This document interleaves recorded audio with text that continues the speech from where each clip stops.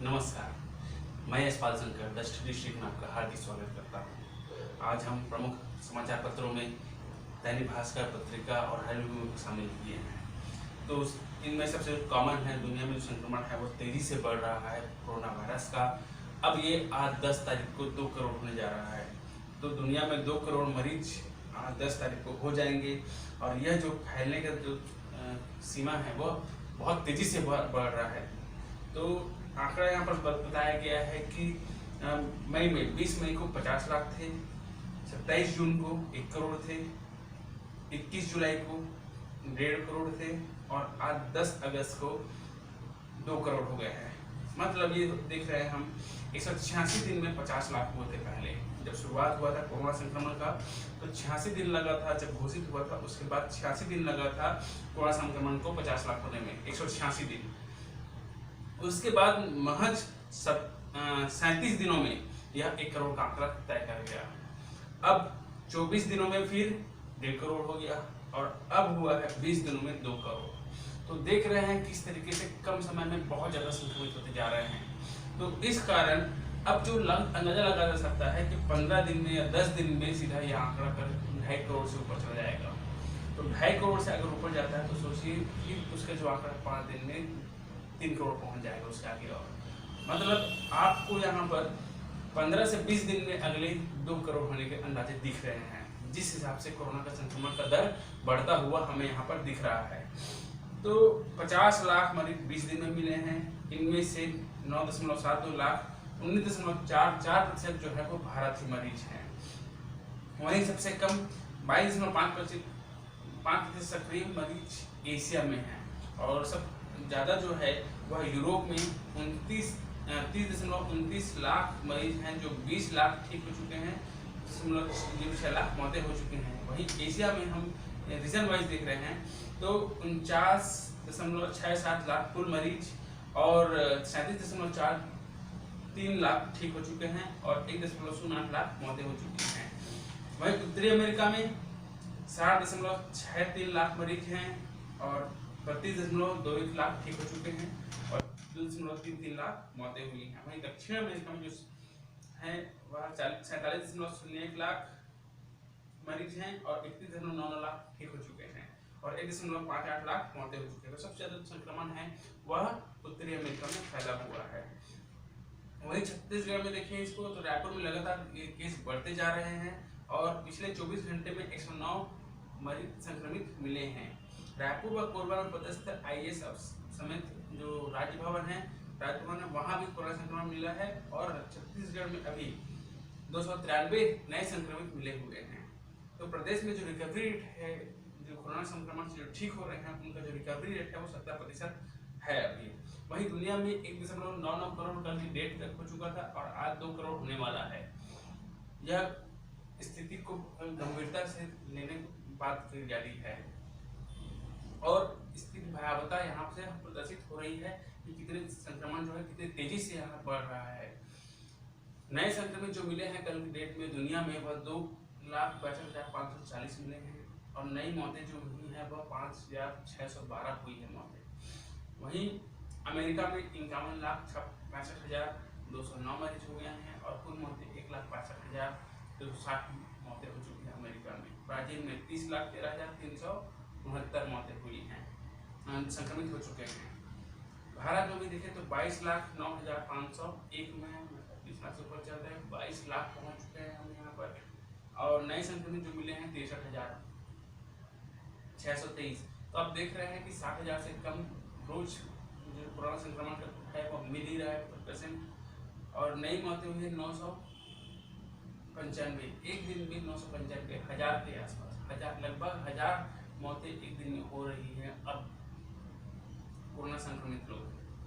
तो कुल मौतें देखते हैं तो 44,389 हो गए हैं, 79।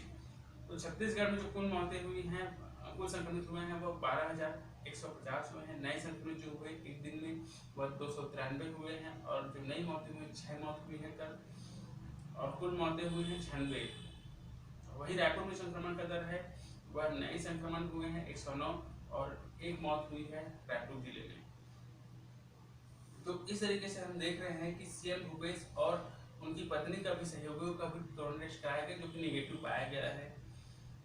तो यहाँ पर कोरोना का कहर जो बरपा है, उसके बारे में दिन प्रतिदिन की जो स्थितियाँ भयावह होती जा रही हैं, रोज बढ़ते जा रहे हैं। हमारे इंडिया में ही 1000 लोग, लगभग 1000 संक्रमित लोग मर गए हैं कल के डेट में। तो एक दिन में लगभग 60,000 से ऊपर जो है संक्रमण का दर फैला हुआ है और 1000 लोग मर रहे हैं। तो यह बहुत ही चिंतनीय विषय है। अब आते हैं जो धमतरी है में 11 घंटे में 5 इंच वर्षा है प्रदेश में आज भी बारिश।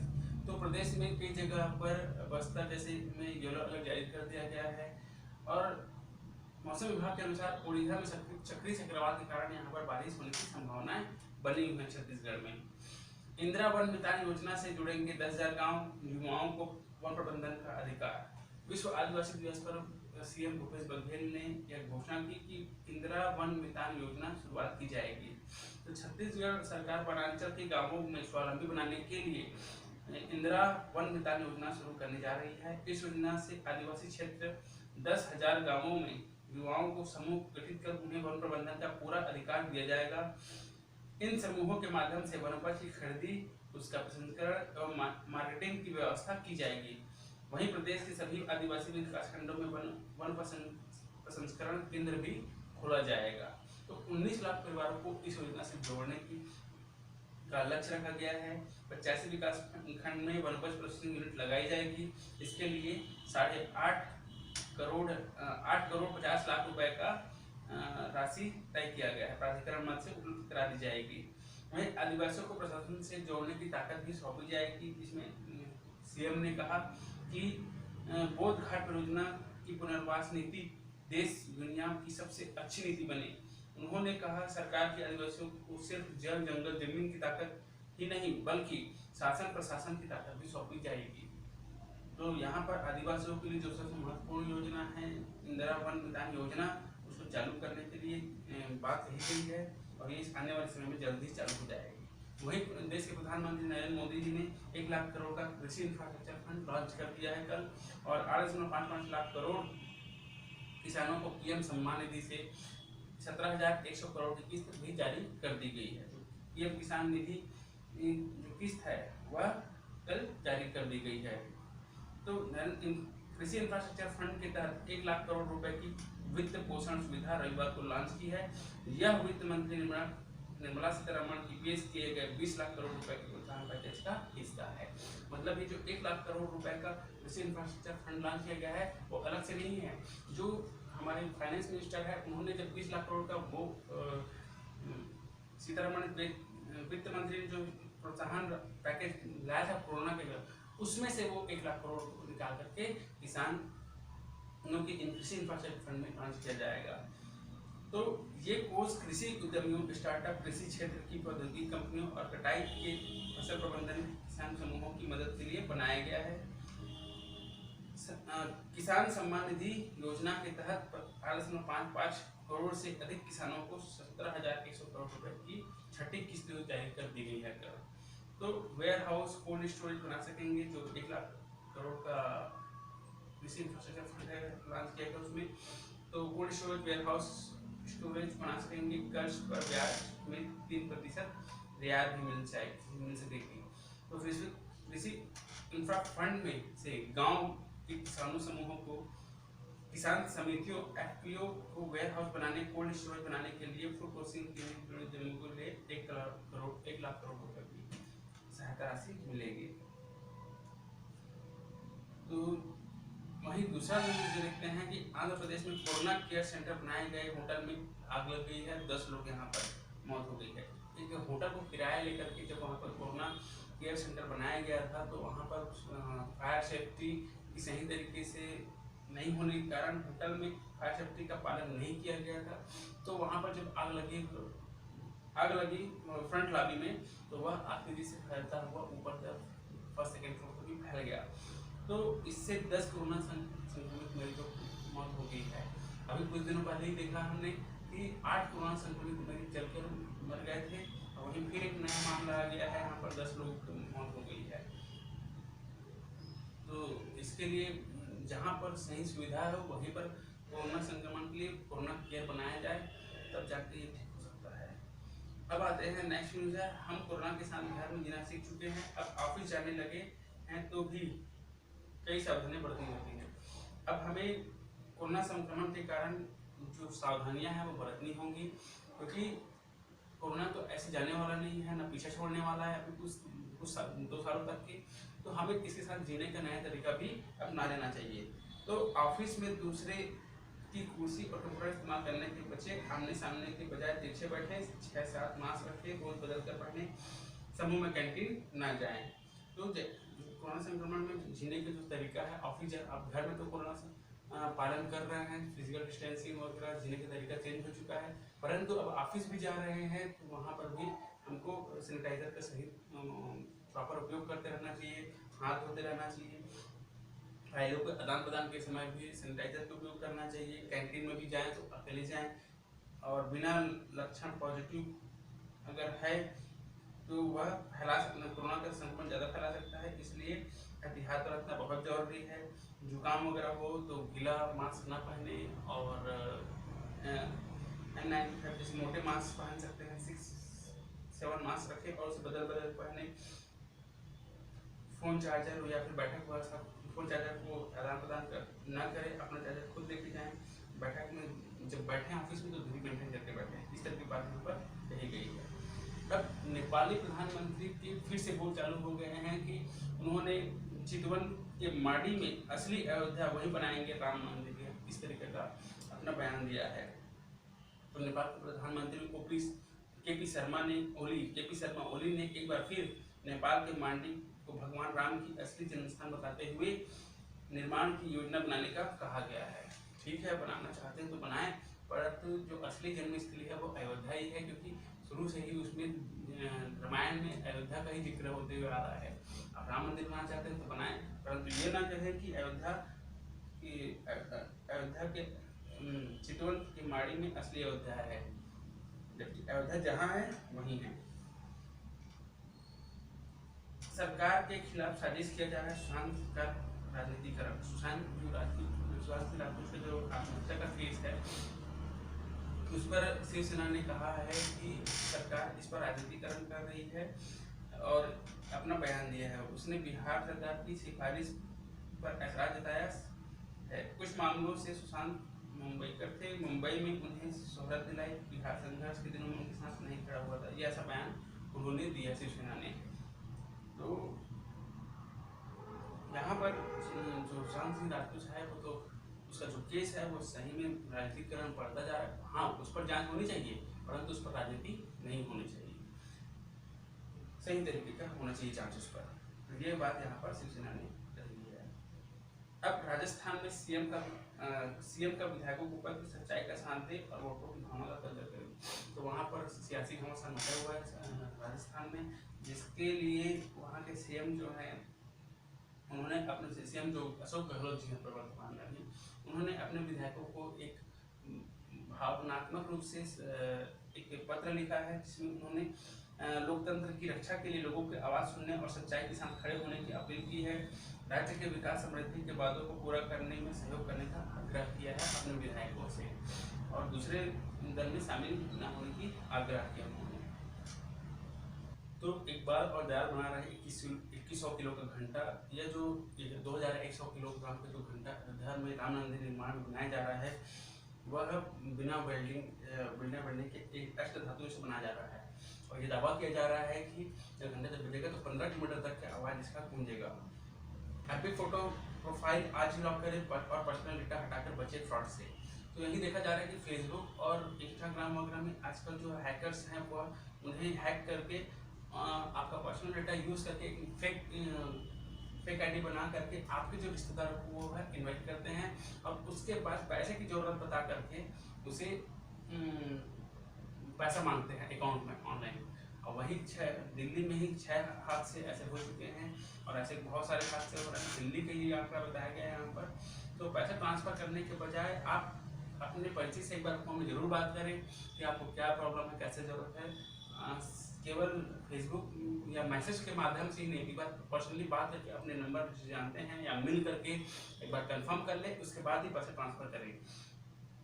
तो सेफ्टी टिप्स के बारे में बताया गया है कि एफबी हर 15 दिन में अपने आईडी पासवर्ड को बदले, आईडी के पासवर्ड को बदले, फेस रिकॉग्निशन को ऑन करें, फेसबुक लोकेशन को बंद करें व फोटो प्रोफाइल को लॉक करें, फोन बैंकिंग नंबर की जानकारी न लिखे फेसबुक या इंस्टाग्राम वगैरह में, फेसबुक पर अपने ईमेल आईडी का ब्यौरा देना तुरंत बंद कर दें, फेसबुक अकाउंट का पासवर्ड बर्थडे फ़ोन नंबर से नहीं बनाएं, फेसबुक की निजी बैंक डेटा शेयर नहीं करें, फेसबुक मैसेंजर व्हाट्सएप का अनजान लिंक को ना खोलें।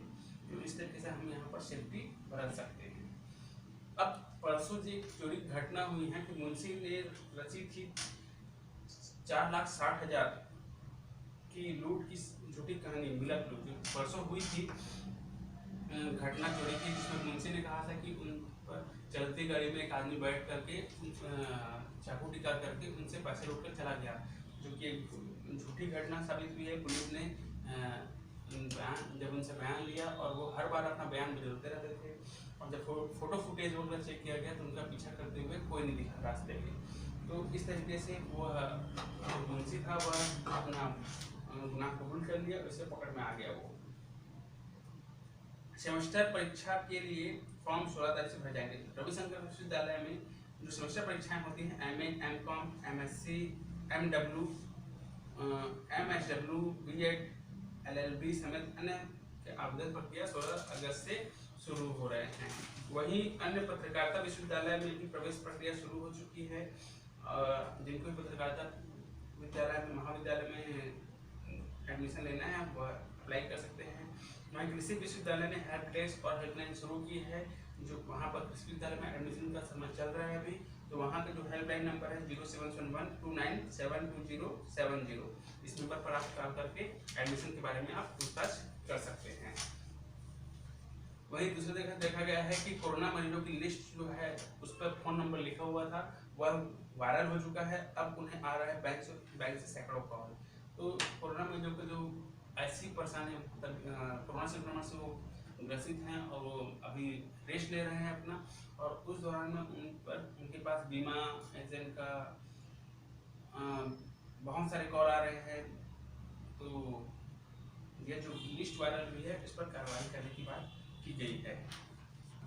तो वही नया जो ट्रेंड आया है कोरोना के संक्रमण के कारण कि कोरोना के साथ लोग रहना घूमना सीख रहे हैं। टूरिज्म सेक्टर को अगले 6 महीने में बूम की उम्मीद है, क्योंकि पर्यटन का न्यू नॉर्मल बड़े शहरों में 300 मीटर के दायरे में लोग उस मत जगह की तलाश कर रहे हैं, और ट्रैवल कंपनियों ने 700 नए टूरिस्ट स्पॉट तलाशे हैं। होटल बुकिंग में 30% का सुधार आ रहा है। तो घर में क्वारंटाइन या फिर लॉकडाउन के कारण जब लोग मानसिक रूप से परेशान हैं, तो वहाँ पर अपने आसपास के एरिया में घूमने का एक बात चली गई है। तो मेक माई ट्रिप गो आयोग ने अपने सर्वे किया, जिसमें पता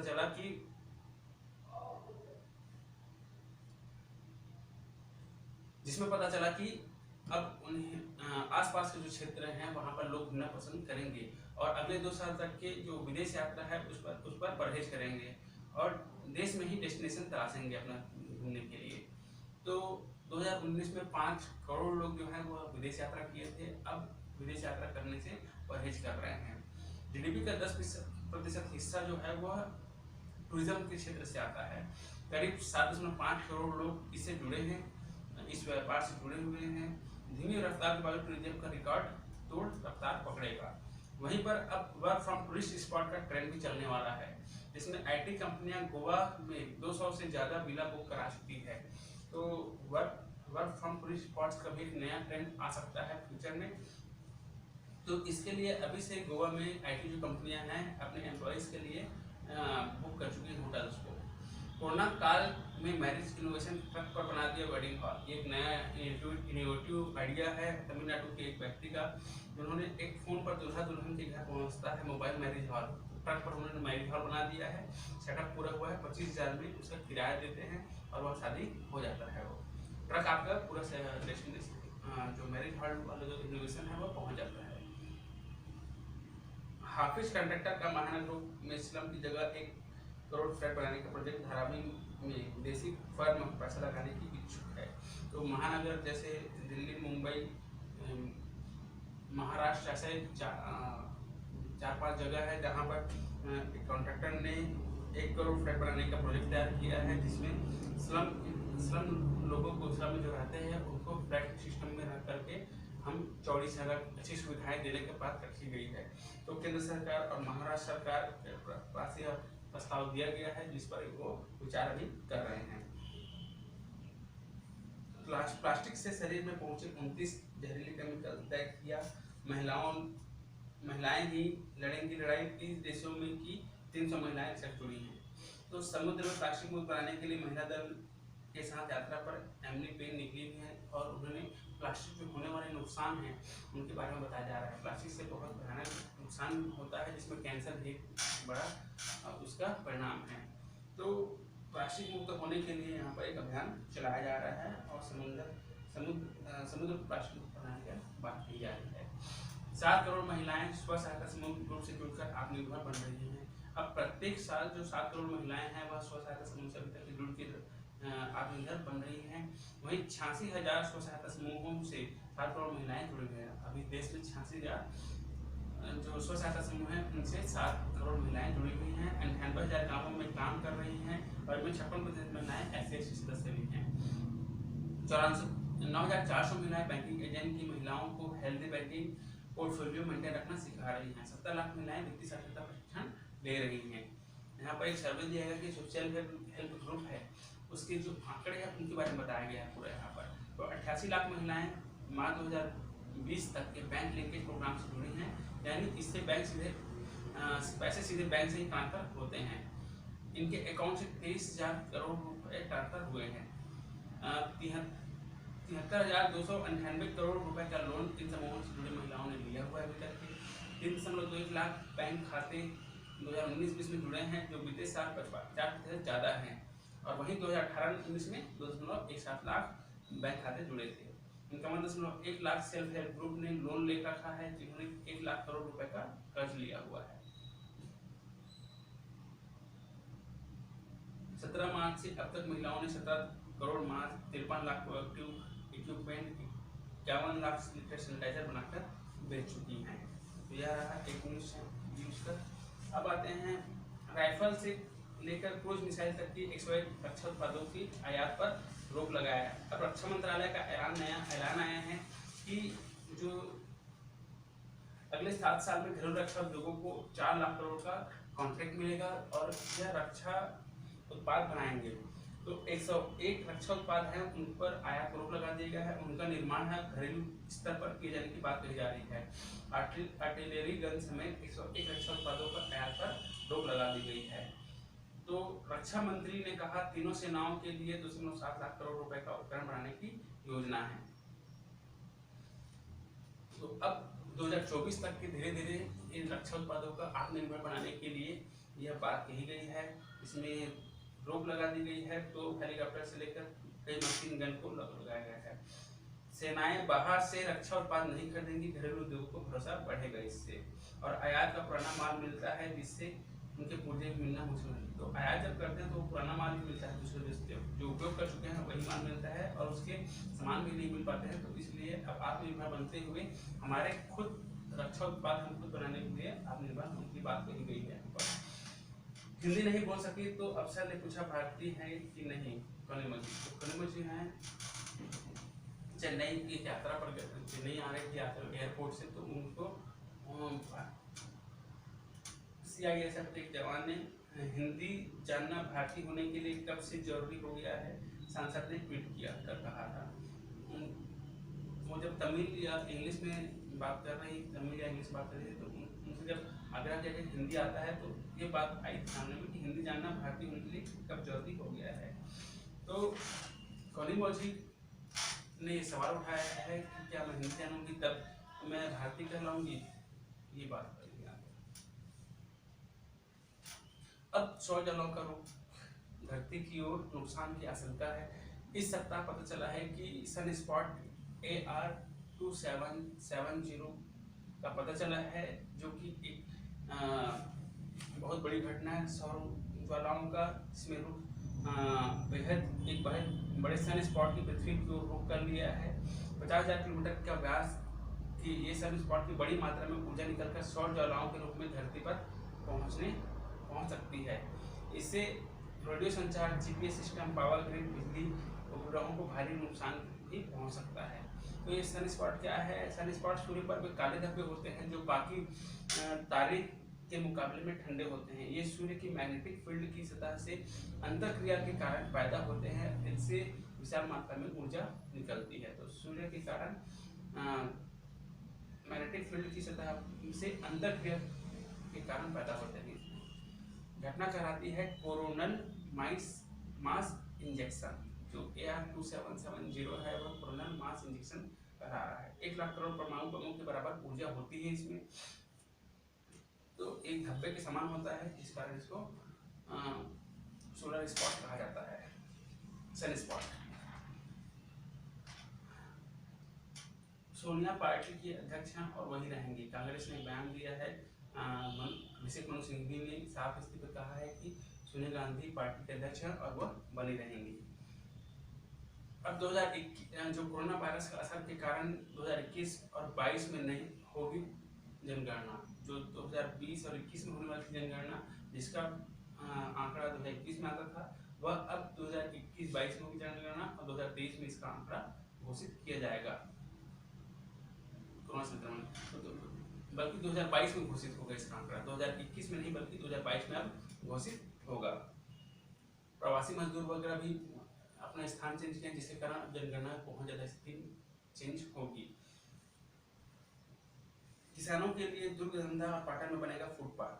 तो जमीन चिन्हित हस्तांतरण प्रक्रिया शुरू, टमाटर, केला, पपीता उत्पादकों को लाभ होगा। तो सीएम ने एक दुर्ग जिले के टमाटर, केला, पपीता, सब्जी उत्पादकों किसानों के लिए वेयर हाउस, कोल्ड स्टोरेज के लिए प्रोसेसिंग की होगी सुविधा, और इसके लिए फूड पार्क बनाने की बात कही है, जिसमें cold storage, warehouse, processing, packaging तक की मार्केटिंग की सुविधाएं भी वहाँ किसानों को मिल जाएगी। तो महेंद्र राजपक्षे चौथी बार पीएम की पद की शपथ महेंद्र राजपक्षे चौथी बार पीएम पद की शपथ लिए हैं। तो रविवार को कोलंबो के ऐतिहासिक बौद्ध मंदिर राजमारा विहार में श्रीलंका के प्रधानमंत्री के रूप में राष्ट्रपति गोटाबाया राजपक्षे ने शपथ दिलाई है उनको। तो वो चौथी बार देश के प्रधानमंत्री बन रहे हैं। तो इस तरीके से हमारा आज के समाचार का अवलोकन यहीं पर अब हम समाप्त करते हैं। आप हमारे साथ हमेशा यूं बने रहिएगा।